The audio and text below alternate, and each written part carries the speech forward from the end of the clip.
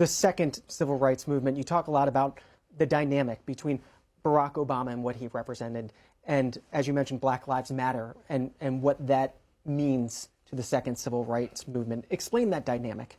Well, Black Lives Matter emerges after the murder of Trayvon Martin. So Martin is murdered in 12, the verdict's in 13, I believe. And what happens is when you have the verdict, when this young man, you know, coming home with the Skittles and the iced tea, a volunteer security guard confronts him. He thinks the kid looks suspicious or something. They get into a confrontation. The kid is shot. But the police don't arrest the killer right away, and it's only under pressure. And then when he's tried, he's acquitted. And that's when 3 women out west say, you know what, that child's life mattered. Now, I don't care if you think he was dressed in a hoodie and looks suspicious or whatever. That child's Black Lives Matter. And that takes off.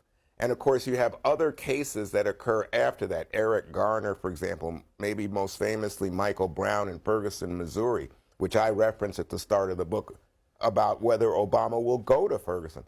It's in that period that you see now there's something different, a different kind of civil rights structure taking place because, again, no Dr. King, no hierarchy.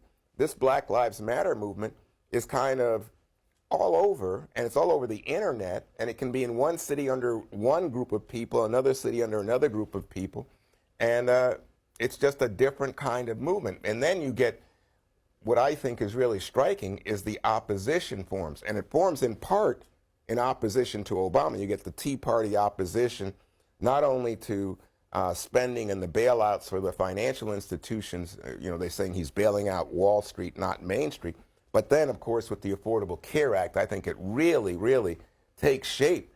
And there you see it, again, very racial, very angry, people saying, oh, you want to take away my health insurance, oh, you want to raise my taxes, to take care of these ne'er-do-wells, these poor, disproportionately people of color in America.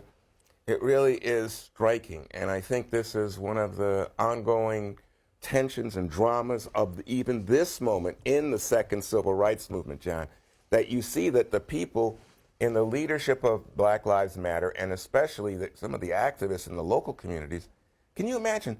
They refuse to meet with the person who has the grandest pulpit, the bully pulpit in American life, the President of the United States, and the President's a black man.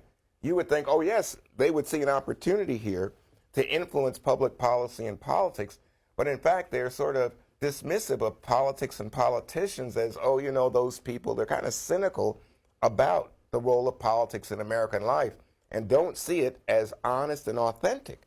And so they move away from it, and President Obama is very damning ultimately about this and says, you know, you got to understand the nature of politics as compromise and working with people and staying in the fight. You can't just turn your back on it.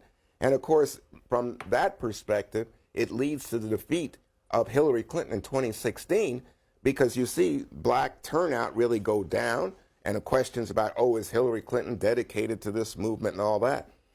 It's a really, to me, fascinating, I think that's why I was taken with it, aspect of this story, which is that you wouldn't anticipate in thinking about a second civil rights movement that, in fact, they would turn on black politicians. Arguably, again, going back to the way you asked the question, how this is rooted in the first movement, when you think about the Voting Rights Act, the great hope there is that there will be more black politicians to better represent the interest of black Americans. There will be more women politicians to represent the interests of women, Latino, et cetera. Now you get in the second movement young people who are saying, look at we've had a black president, we have black mayors, black governor. I don't necessarily see that there's more employment. I don't see that there's less violence. I don't see that there's better schools. So there's complaints about these black politicians coming from some of the activists in this second movement.